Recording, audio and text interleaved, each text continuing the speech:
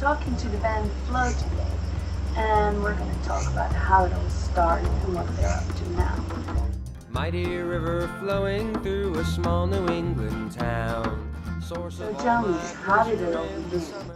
Flow started in 1997 when I was living in California, playing in a band with Roland's twin brother Peter. And Roland gave us a phone call one day and invited us to come to Thailand. I asked my brother and Rick to come out here and play some gigs through Vietnam and Cambodia. And we ran around and did that for a while, and then there was an economic collapse and we got stuck out here. And we're still here. Flow started when I was young, and it never really had a start for me. It was continuous. It was actually a flow for me that will probably keep on going.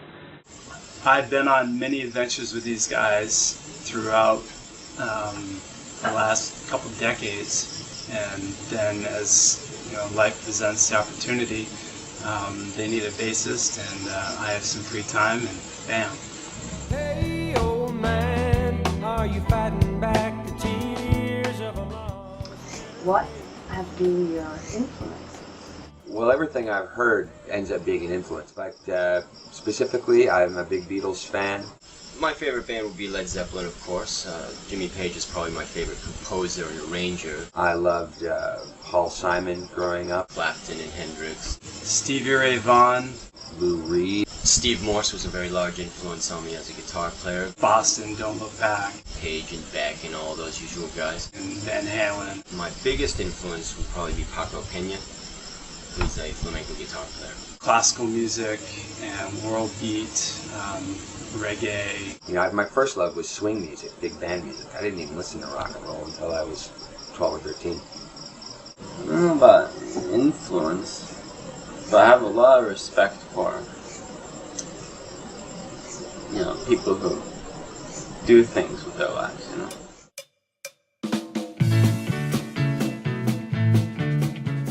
Flow has been a long journey already.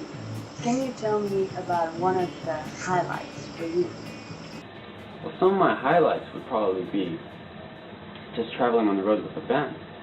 I mean, that's already an amazing experience, especially when you're, growing up, 6, 7, 8, 9 or whatever. The summer tour across the United States as just an epic experience. For me, it would be the day that Rick called me up and said, "Hey, I just wrote this killer song." Woke me up.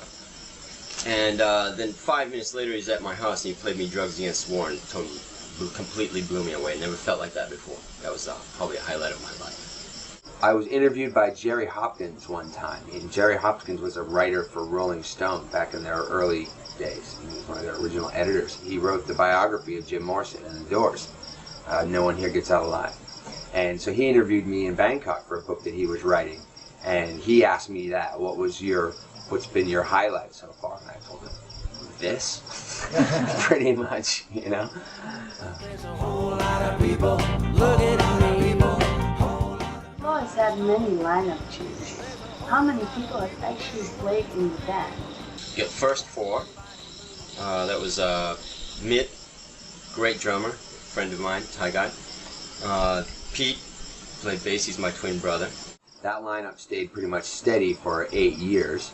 But in that time, we'd had a lot of people that would sit in with us and record with us, like Keith Carter, who's a Grammy Award-winning songwriter, and he's on our recording for Drugs Against War. Also on the Drugs Against War recording is Aubrey Nunn, who is the bass player for Faithless. We also have Bonnie Anderson on some of our recordings, who adds a great backup vocal. Then Our friend Steve Ciccone on fiddle. we had Dave play bass with us for a while. Our friend MJ, Michael St. John. We had MJ play bass with us for a while.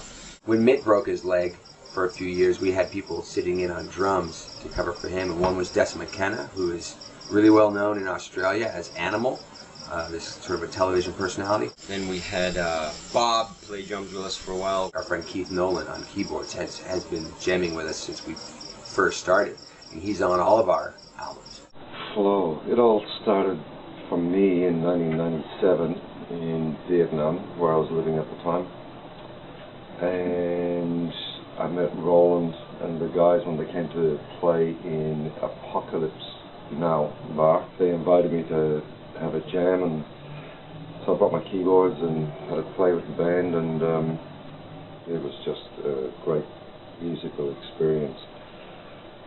They're great musicians, and Rick's a great songwriter, and I had a ball playing with them. I love playing keyboards with Flo.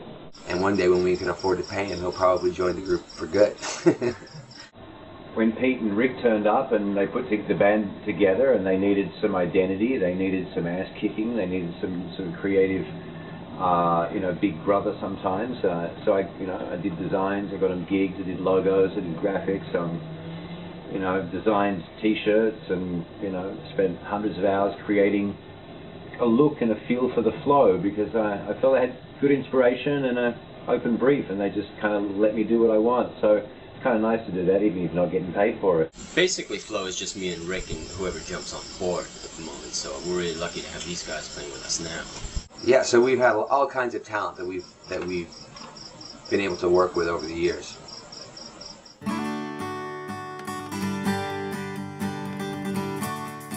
Your first two albums, Seeds and Roots, are part of the trilogy. Tell me, how did they tie together? I wanted to write a series of albums that would be sort of a documentary following the progression of our band, of Flow. And just an easy metaphor to come up with that represented that was seeds, roots, and flowers. The way any kind of organic organism will grow. It's seeds, it's roots, it's flowers. It's a progression of life. And so a flow, a cycle in itself. Given the opportunity to create a visual trilogy under the name of Seeds, Roots, and Flowers, automatically your mind starts conjuring up all sorts of creative weird shit. Seeds, this is the first album. It's got a different design on the front. It's the seed of life, right? And on the back it just has the seeds. So the first album, Seeds, was just the songs that I had brought to the band when we first started, and they were the songs that I thought were the catchiest songs that would be like singles. So they were designed to be songs that would appeal to lots of different people and plant the seed. Oh, this is a good band, I want to hear what they do next. Roots, I guess we delved a little bit more into some of the influences.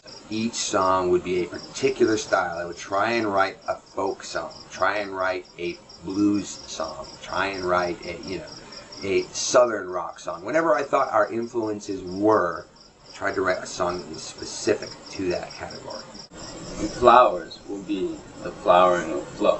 Flowers was originally conceived to be the album that would be the culmination of everything that we had done up until then, all the experience that we've gathered. I wanted it to be all new songs that we would write in the studio for that album. These guys have always had deep visions, so it's no surprise that there's these big archetypal themes and large, beautiful transitions in life that they go through. Really beautiful. The road ahead leads to war. What can we expect in the future of Flow? What is next? Drugs against war. Drugs against war. Well, in the immediate future for Flow, we have our new song, Drugs Against War, that's coming out. We'll be launching that on the internet imminently, if it's not up already. After that, who knows? I think the answer to that question will be revealed when the rest of the world catches up. Flow's a special energy, and it means what it says. Flow, it needs to be seen to be heard. I have this vision of even my grandchildren playing in a band that's still going, Flow. So perhaps it will eventually be that Flow and just keep going.